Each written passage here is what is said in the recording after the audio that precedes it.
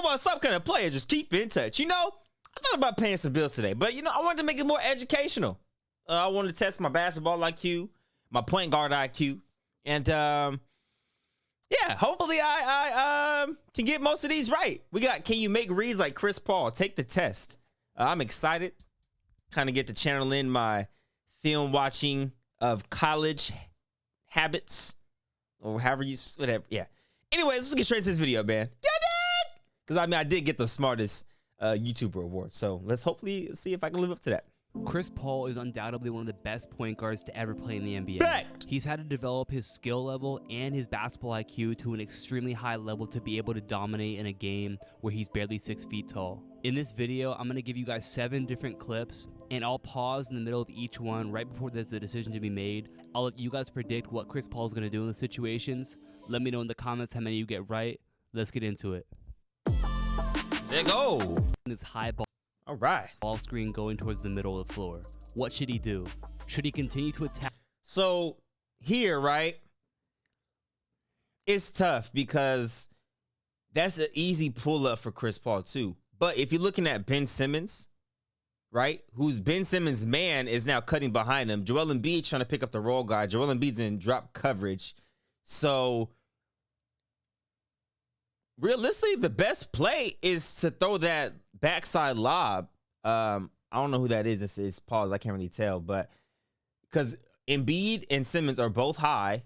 Embiid's in drop coverage. Simmons lost sight of his guy, so I think that backside lob is gonna be the best. Back downhill to the left and try and score at the basket. Play.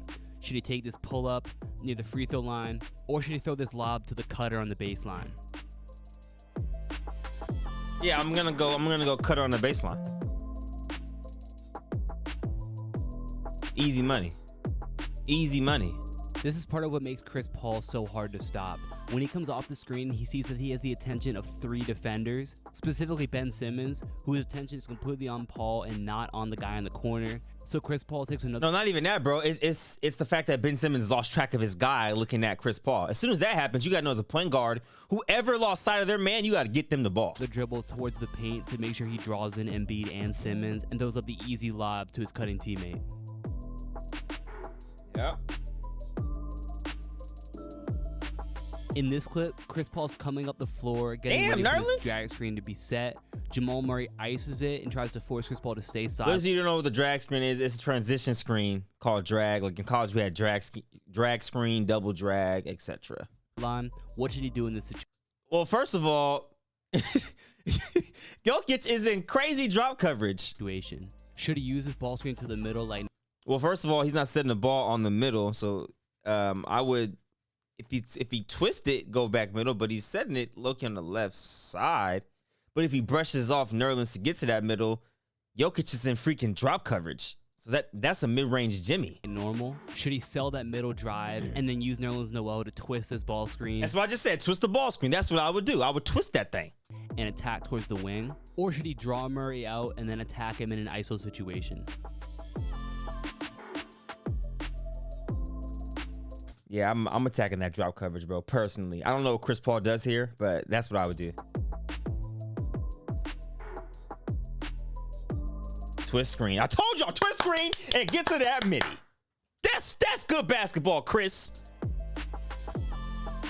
Chris Paul and Noel do a great job on this play of using that ice coverage against Jamal Murray. By Jamal Murray jumping up and trying to prevent Chris Paul from using that screen going towards the middle, Noel is able to twist that ball screen, which is going to allow Chris Paul to come off towards the sideline. And because Jamal Murray's already jumped over the screen, it's going to put him in prime position to get caught by that screen, leaving Chris Paul with Jokic and drop coverage for an easy mid-range jump shot. Textbook.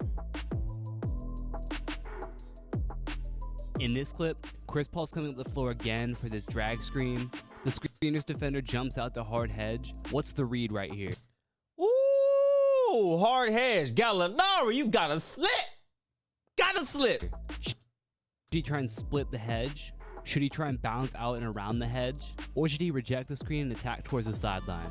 No, he's gonna split this for sure. I mean, as a guard, rule of thumb, if they high hedge jump and you're small enough, you're supposed to split that. But if Gallinari read that quicker too, Gallinari could just did a real quick slip screen, not even touch the man, just go straight to the basket. Woo. whoop, drop off. But he's gonna split this. He has to. He has to split this.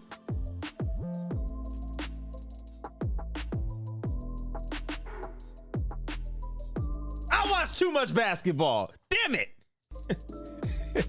I watch too much basketball. This hedger jumps out way too early on this drag screen because the screen hasn't really even been set. So by the time the hedgeman is in position, the screener is still moving towards Chris Paul's man to set that screen up, meaning there's going to be a lot of room between the screener and that hedge guy for Chris Paul to be able to split and get downhill. And typically when you get to the middle of the defense like that, only good things are going to happen.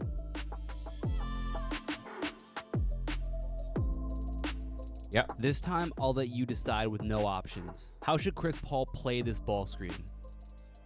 Well, given that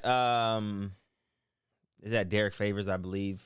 The guard is trying to send Chris Paul the opposite way. Derek Favors is not reading that. Like, as a big, you want the guard to push the guard. As a big, you want your guard to push the ball handler into you.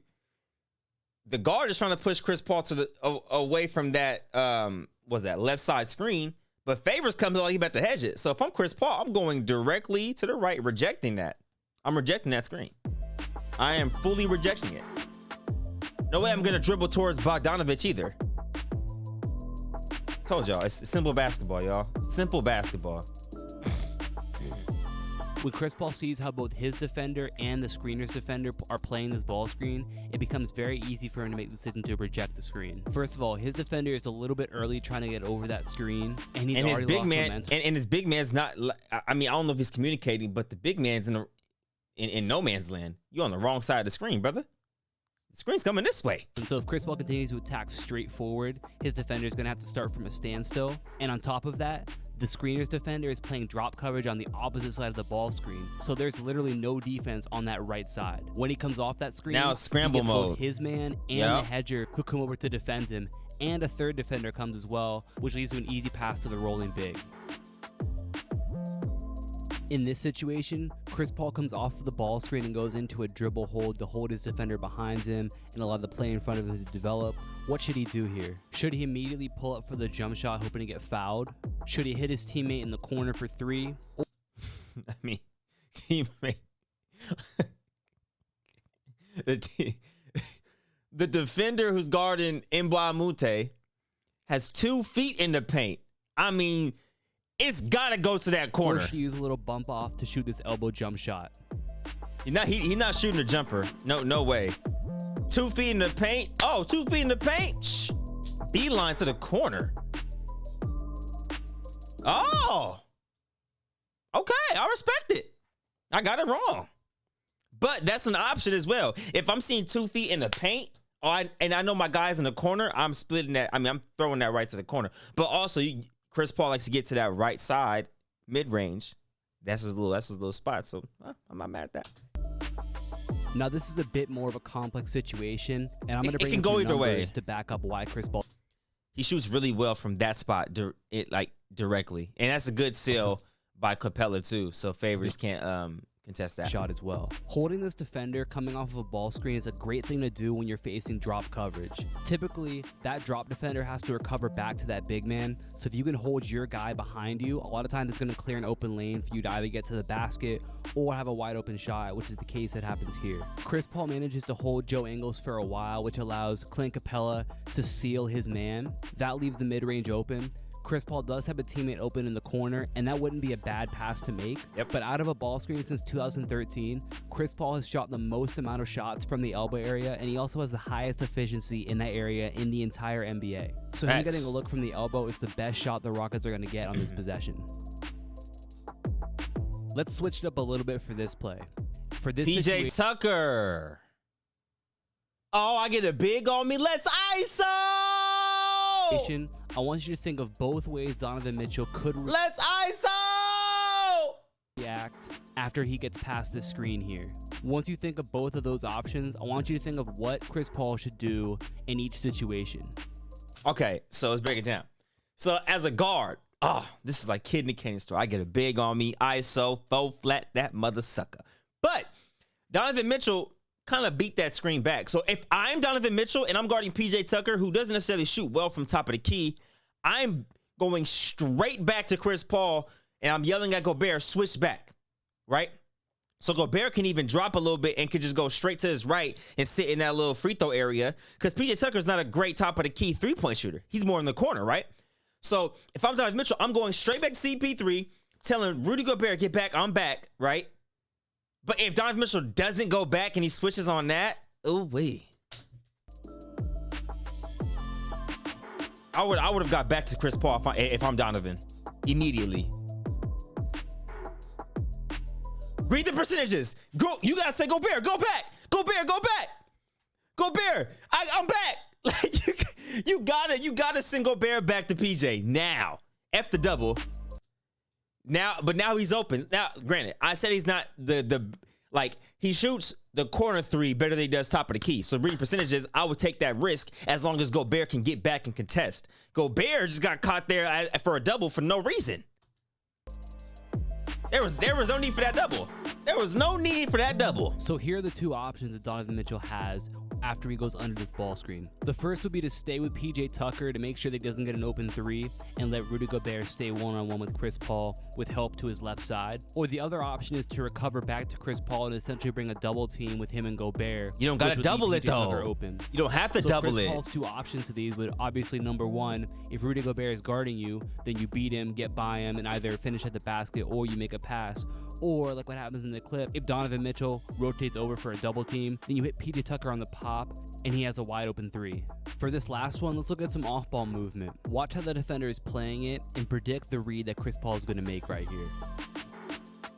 All right, so I was running to run it back real quick. We call this bait the dog, right?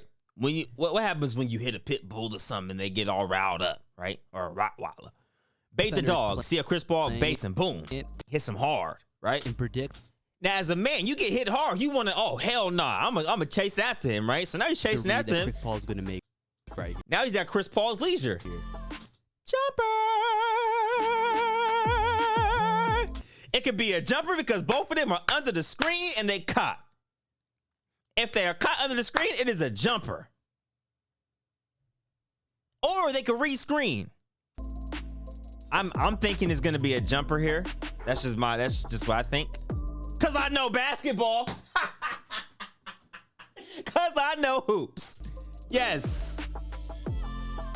Chris Paul initially sets up his defender very, very well with his first pin down screen, which yes, is a push off. It was a foul, but guys get away with that all the time in the NBA. He then comes up to this dribble handoff, which is going to turn into another pin down screen.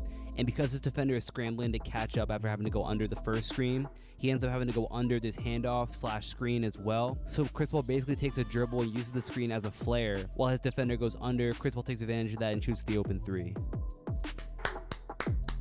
I hope you guys enjoyed this video and learned something from it as well. Make sure you guys... I got one wrong, technically, by the well, I mean, there's multiple options from that play, but from according to the video, I got that wrong. That's fine though.